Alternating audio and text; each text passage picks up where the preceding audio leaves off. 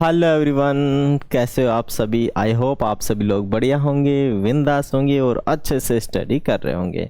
तो आज हम फिर से एक मोस्ट इम्पोर्टेंट एप्लीकेशन सीखने वाले हैं। एप्लीकेशन है अपनी यू आर गोमती और गोपाल। आप गोपाल है या फिर गोमती हैं। यू आर नॉट वेल, आप ठीक नहीं हैं।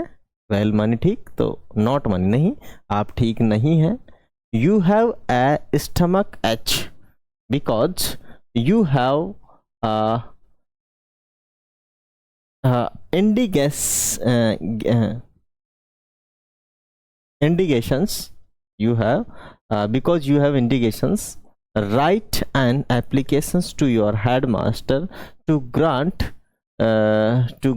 you 3 days leave. ठीक है, मतलब आप गोपाल या गोमती है, आप स्वस्थ नहीं है, आपको पेट दर्द है। ठीक है, मानी स्टमक एच का मतलब होता है पेट दर्द होना, क्योंकि आप अपने प्रधानाध्यापक महोदय को आपको 3 दिन का अवकाश स्वीकृत कराना है। इसके लिए आप प्रार्थना पत्र लिखें। तो प्रार्थना पत्र पहले से हमने लिख रखा, बस डेट डालने की जरूरत है। 12 जनवरी 2026 हो चुका है आज। ओके, और the headmaster government upper primary school Bikaner, हमने मेंशन कर दिया है कि आप जहाँ से वहाँ से मेंशन कर दे, जयपुर से है, दिल्ली से, जहाँ से भी हैं। ठीक है, तो आप ये चेंज कर सकते हैं, ये भी चेंज कर सकते हैं। आगे लिखेंगे सर मानी महोदय, रेस्पेक्टफुली या मोस्ट रेस्पेक्टफुली कह सकते हैं। I beg to say that I am not well, मैं ठीक नहीं हूँ, मतलब उधर से हमने लाइन ली। I have stomach itch because I have indigestion. ठीक है, मतलब मेरे पेट दर्द है, मेरे पेट के अंदर गैस वैस बन रहा है। ठीक है, so I can't come to school, इसीलिए मैं स्कूल नहीं आ सकता। Would you grant me 3 days leave from.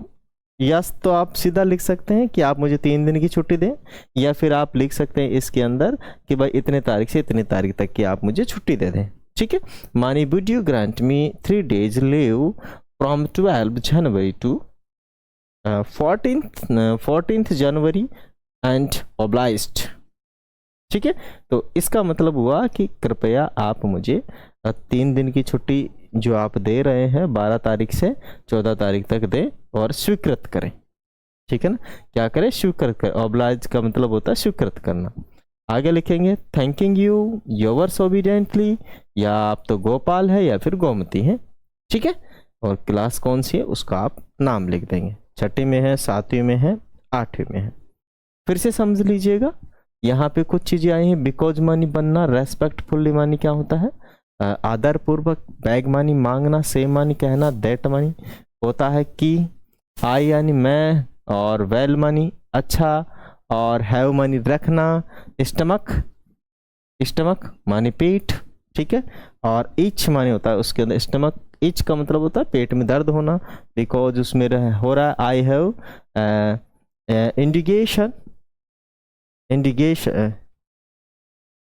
इंडिगेशन मानी कोई प्रॉब्लम है, इंडिगेशन गैस वैस बन रही है। आई हैव इंडिगेशन मानी पेट के अंदर कुछ गैस बन रही है।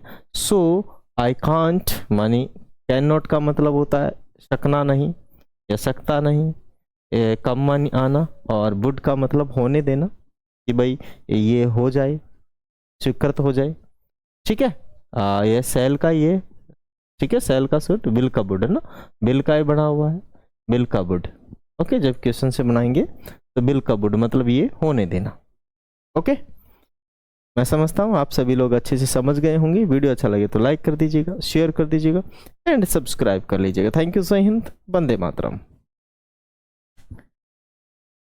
रब ने बनाया